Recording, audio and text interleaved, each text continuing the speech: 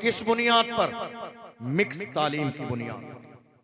Mix तालीम, mix तालीम system और निज़ाम आपकी निगाहों के सामने है।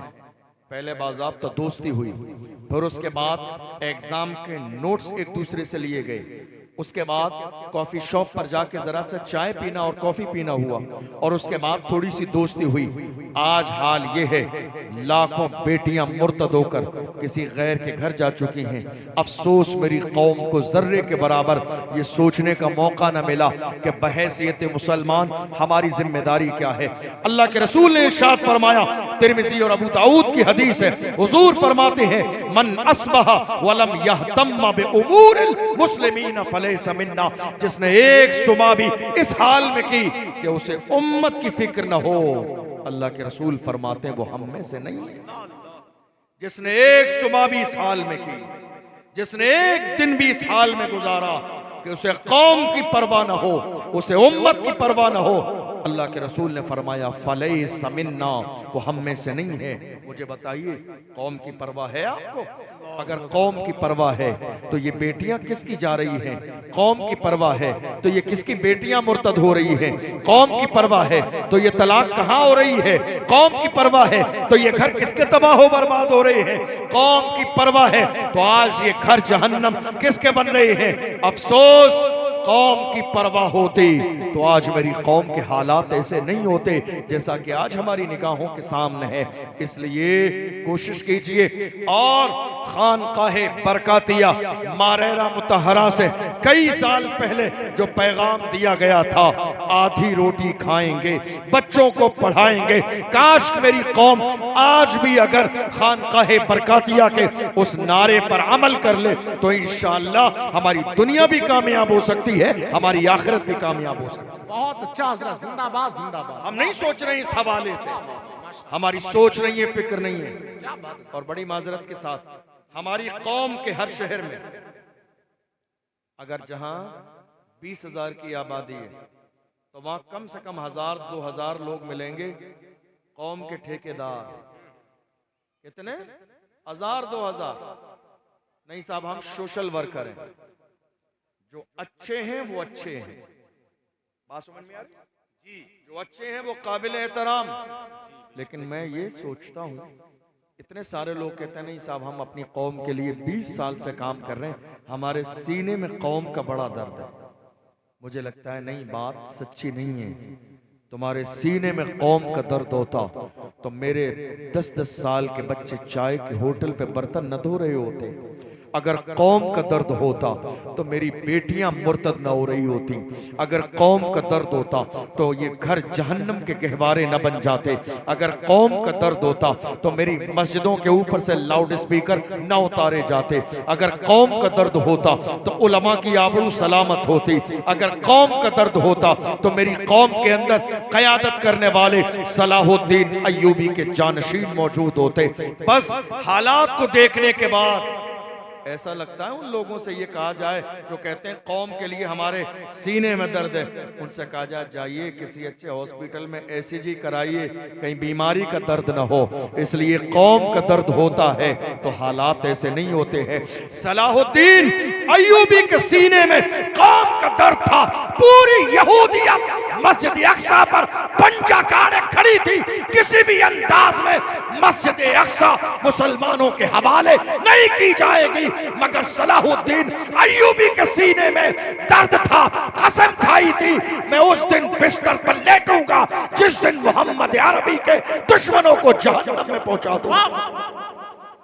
सीने में दर्द था कौम का, सीने में दर्द था इश्क़ रसूल का। पता नहीं मस्जिद किसी ने कहा था सलाहुद्दीन अय्यूबी एक जमाना हो गया खाना नहीं खाते हैं, सोते नहीं हैं, बिस्तर पे लेटते नहीं हैं। क्या बात है, रात होती है तो आप खेमे से तलवार से टेक लगा के आराम करते हैं। दिन निकलता है खेमे में तलवार से टेक लगा के आराम करते हैं। क्या बात है, आप बिस्तर पे लेटते क्यों नहीं है, खाना क्यों नहीं खाते हैं? सलाहुद्दीन अय्यूबी ने जवाब दिया था मस्जिद अक्सा गैरों के कब्जे में रहे और मैं पीठ लगा के सुकून से सो जाऊं जाऊं, कल कयामत के दिन जवाब क्या दूंगा।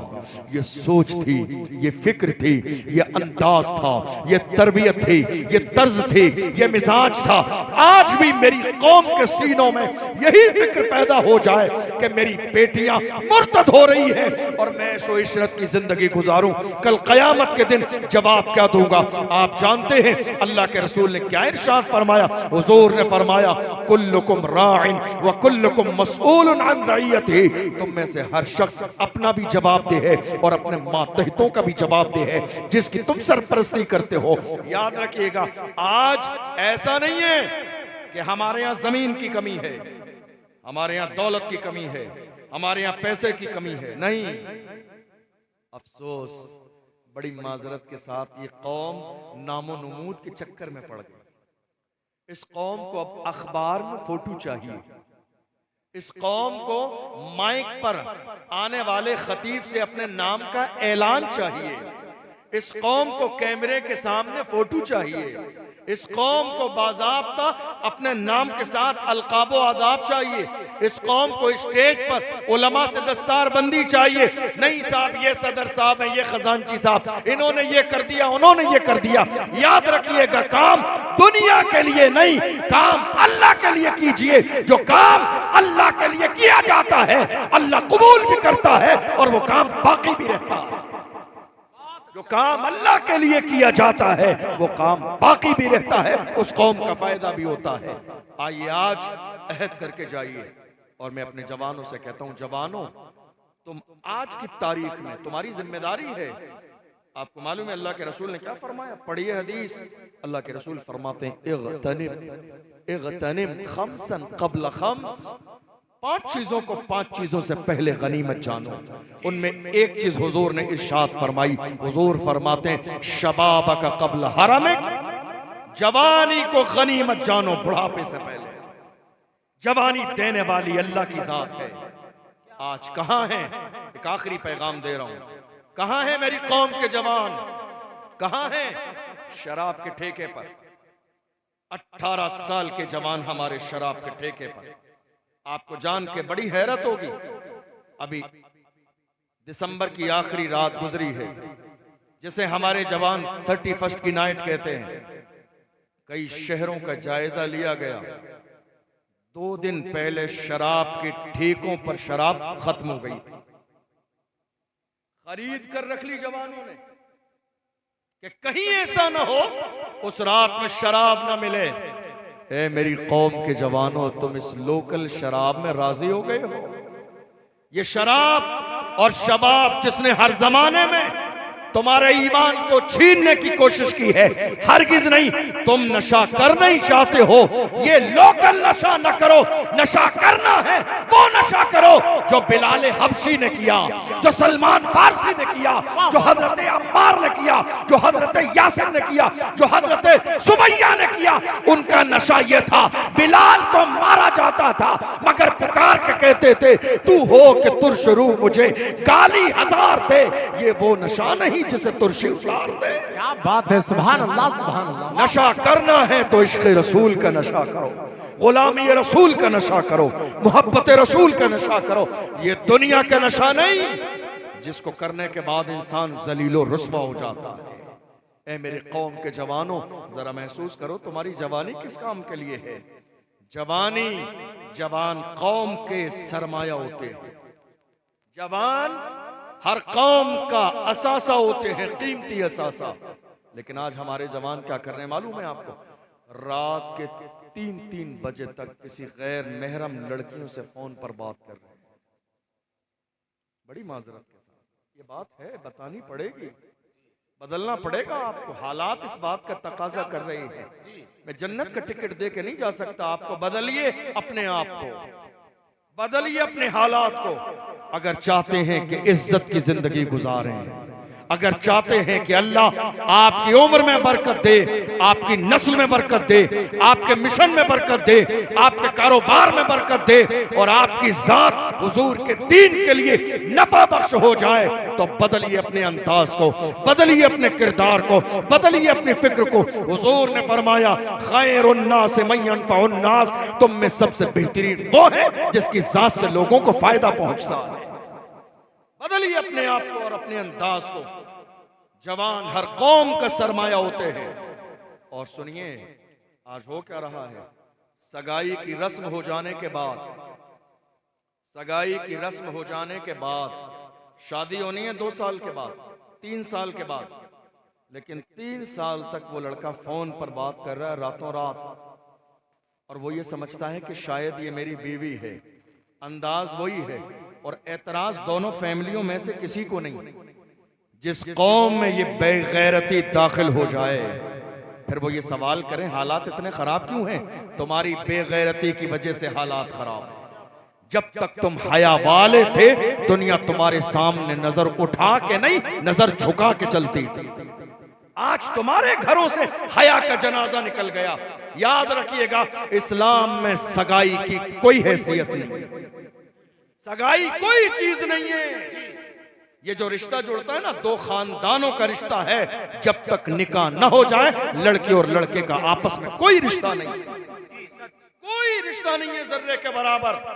और सुनिए, अगर आज की तारीख में आप मुझसे कहना चाहते हैं हजरत आप हमें गाइड कीजिए, हम अपनी कौम के लिए कुछ अच्छा करना चाहते हैं, तो मैं आपसे सिर्फ एक बात कहूंगा, बस इतना कीजिए, ऐलान कर दीजिए मौजूदा दौर में कि हम शादी बगैर जहेज के करेंगे।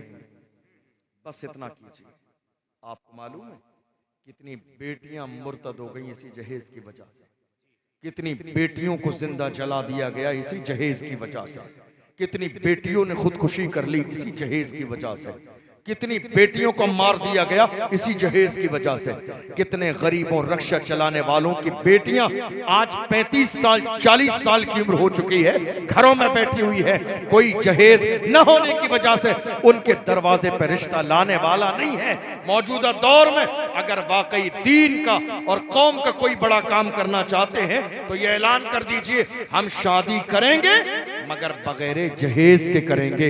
इसलिए याद रखिएगा, जहेज इस्लाम में औरत पर नहीं है, जहेज की जिम्मेदारी मर्द की है। हमारी कौम ने उल्टा समझ लिया है, जहेज की जिम्मेदारी औरत की नहीं, जहेज की जिम्मेदारी मर्द की है। आपको मालूम है अल्लाह के रसूल सल्लल्लाहु अलैहि वसल्लम ने यहां तक फरमाया कि अगर कोई मर्द किसी औरत की मालदारी की वजह से शादी करेगा तो अल्लाह उसे और ज्यादा मोहताज कर देगा। लालच की बुनियाद पर शादी, रिज्क देने वाली अल्लाह की जात है। अल्लाह का कुरान कहता है, वमा मिन दाब्बतिन फिल अर्द इल्ला अलल्लाहि रिज़्क़ुहा, जमीन में कोई जानवर भी ऐसा नहीं है मगर उसके रिज्क की जिम्मेदारी अल्लाह के जिम्मे करम पर है। पूरे कद से जो खड़ा हूँ वो करम है तेरा, मुझको गिरने नहीं देता है सहारा तेरा। आप इतनी बड़ी तादाद में हैं, फिर भी हौसला नहीं अपनी बहन बेटियों की इज्जत व आबरू बचाने के लिए कि हम एक कॉलेज बनाएंगे, एक हॉस्पिटल बनाएंगे, एक डिग्री कॉलेज बनाएंगे। वरना दुनिया की हालत यह है, दुनिया में पहली यूनिवर्सिटी बनाने वाली एक जवान लड़की है दुनिया जिसे फातिमा अल फहरी के नाम से जानती है। पहली यूनिवर्सिटी दुनिया जो आज मौजूदा दौर के सिलेबस के एतबार से चलती है, पहली यूनिवर्सिटी जिसको जामिया करवीयीन के नाम से तूनिस की सरजमीन पर, फास की सरजमीन पर एक लड़की ने बनाई। 20-22 साल की जवान बेटी जिसको दुनिया फातिमा अल फहरी के नाम से जानती है। तुम इतने बड़े लोग हो, इतनी बड़ी कौम। आखिरी जुमला उस लड़की के जहन में आया कि ये सारी दौलत माल जाहो जलाल मेरे दादा के पास था, पूरी जिंदगी उन्होंने संभाला, लेकिन वो चले गए, माल बाकी रहा। मेरे वालिद के पास आया, उन्होंने पूरी जिंदगी ये माल और दौलत संभाला, वो चले गए, माल बाकी रहा। आज ये मेरे कब्जे में है, चंद दिन के बाद मौत का फरिश्ता मेरे दरवाजे पे दस्तक दे देगा। आगाह अपनी मौत से कोई बशर नहीं, सामान 100 बरस का है पल की खबर नहीं। चंद दिन के बाद मौत का फरिश्ता मेरे दरवाजे पे दस्तक देगा तो हाल ये होगा, ये दौलत पड़ी रह जाएगी, न जाने कौन लोग अय्याशियां और मक्कारियां करेंगे। उसने कहा सारी दौलत मैं कौम के लिए लगा के एक इदारा तैयार कर, और अल्हम्दुलिल्लाह वो इदारा तैयार हुआ और आज बड़ी इज्जत के साथ कौम की बेटियां भी पढ़ रही हैं, कौम के बच्चे भी पढ़ रही हैं। आज अगर मौजूदा दौर का मुकाबला करना चाहते हैं तो याद रखिएगा, तालीम तालीम तालीम, एजुकेशन के बगैर दुनिया की कोई कौम इज्जत और आबरू की जिंदगी नहीं गुजार सकती। और साथ ही साथ ये ख्याल जरूर रखिए अपनी बहनों को, लोग आते हैं ना रमजान में, हजरत मसला बता दीजिए क्या मैं अपनी बहन को ज़कात दे सकता हूं? नहीं, बहनों को ज़कात नहीं, प्रॉपर्टी में हिस्सा दीजिए, विरासत में हिस्सा दीजिए। बहनों को ज़कात नहीं, बहनों को ज़कात नहीं, बहनों को ज़कात नहीं, विरासत में हिस्सा दीजिए। इसलिए कि आज कितने भाई ऐसे हैं जिन्होंने बहनों के लिए दरवाजे बंद कर दिए हैं। माँ बाप के मरने के बाद उन बेटियों का मायका खत्म हो गया और बुरी नजर से देख रहे हैं, 2 वक्त की रोटी नहीं है बहनों के लिए, और पूछ रहे हैं हम गैरों की तरह बहन को ज़कात दे सकते हैं? नहीं मेरे अजीजों, अल्लाह का कुरान कहता है यूसीकुमुल्लाहु फी औलादिकुम लिज़्ज़करि मिस्लु हज़्ज़िल उन्सयैन। ये जो विरासत में हिस्सा है ये मौलवियों ने नहीं, मौला ने मुकर्रर किया है, ये मौला ने मुकर्रर किया है, देना पड़ेगा। और अगर आज आप नहीं देंगे तो आपकी दुनिया भी बर्बाद हो जाएगी, आखिरत भी बर्बाद हो जाएगी। इसलिए कि अल्लाह का कुरान कहता है इन्नल्लाह यअमुरुकुम अन तुअद्दुल अमानाति इला अहलिहा। ऐ लोगों, अल्लाह तुम्हें हुक्म देता है कि तुम अमानत में खयानत न करो, जिसका जो हक है वो हक उसको अदा कर दो, ताकि क़यामत के दिन तुमसे सवालो जवाब न किया जाए। आज के इस जलसे से ये पैगाम लेकर जाइए, हम इंशाअल्लाह पहला मिशन एजुकेशन है, बच्चों के लिए भी, जवानों के लिए भी, बूढ़ों के लिए भी। और जो स्टूडेंट यहाँ बैठे हैं वो मेरा ये जुमला आज याद करके ले जाइए। आप कहते हैं ना आपकी तालीम कहाँ तक हुई, आपकी ज़बान पर एक जुमला है, आप धोखा दे रहे हैं अपने आप को। हाई स्कूल इंटर वाले क्या कहते हैं, नहीं साहब हम क्या करेंगे पढ़ के, इस मुल्क में तो हमारे साथ फर्क किया जाता है, इस मुल्क में हमारे साथ फर्क किया जाता है, हम क्या करेंगे तालीम हासिल करने के बाद में, हम क्या करेंगे तालीम हासिल करके? इसलिए हमारे जवान पढ़ नहीं रहे, धोखा किसको दे रहे हैं? अपने आप को। फर्क नहीं किया जाता है। आपने कितना पढ़ा जरा मुझे डिग्री बताइए, हाई स्कूल किया है आपने?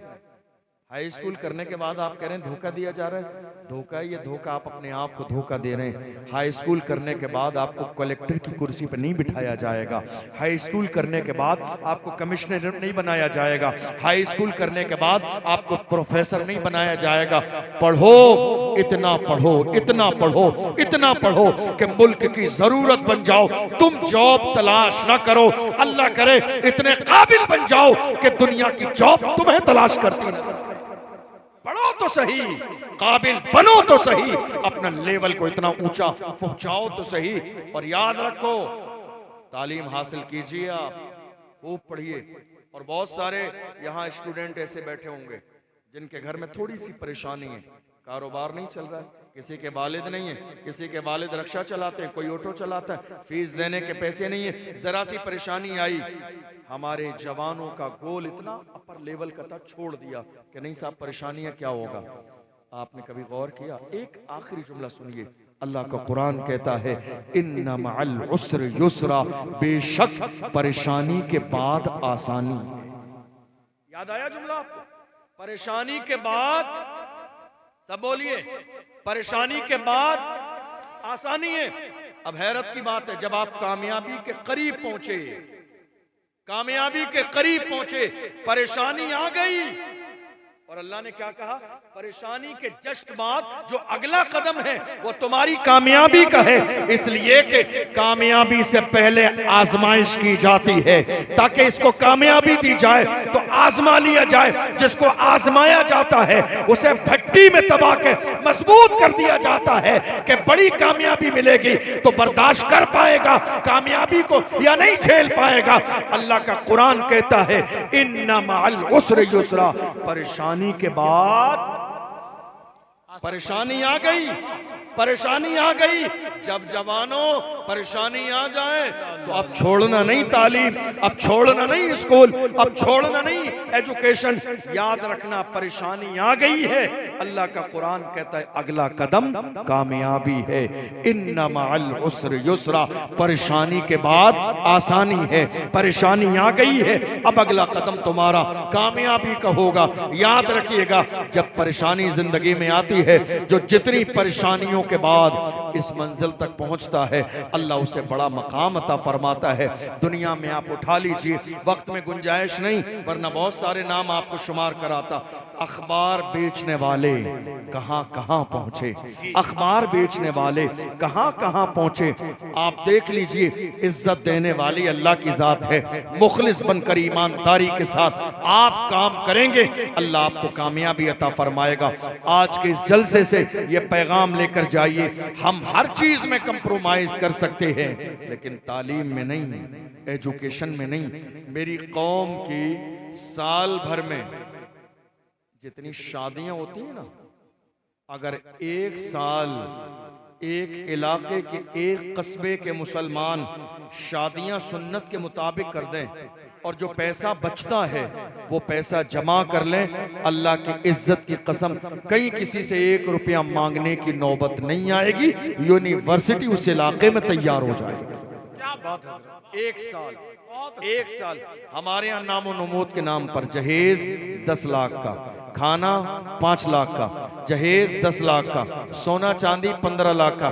ये किसके लिए कर रहे हैं आप? दुनिया के लिए, सबके लिए। सबके लिए मत कीजिए, जो करना है रब के लिए कीजिए। जब रब राजी हो जाएगा तो सब राजी हो जाएंगे, वरना दुनिया का मिजाज ये है, ये दुनिया किसी से राजी होने वाली नहीं है। इसलिए मिजाज बनाइए, जहां भी रहें कौम की बात करें, मिल्लत की बात करें, तालीम की बात करें, एजुकेशन की बात करें। और सबसे ज्यादा इंपोर्टेंट काम मौजूदा दौर में और पहला काम, अपनी बेटियों के लिए पर्दे वाला कॉलेज जरूर बनाइए ताकि हमारी बेटियों का दीन महफूज रहे, ईमान महफूज रहे और हमारी बेटियां मुर्तद होकर किसी गैर के दरवाजे पे न पहुंचे। अल्लाह की बारगाह में दुआ है, हमने जो सुना है इसे समझने और अमल करने की तौफीक अता फरमाए। सहवन कोई खता हुई हो अल्लाह की बारगाह में सच्चे दिल से तौबा करता हूँ, अल्लाह अपने महबूब के सदक़े में माफ फरमाए। वस्सलामु अलैकुम व रहमतुल्लाहि व बरकातुहू।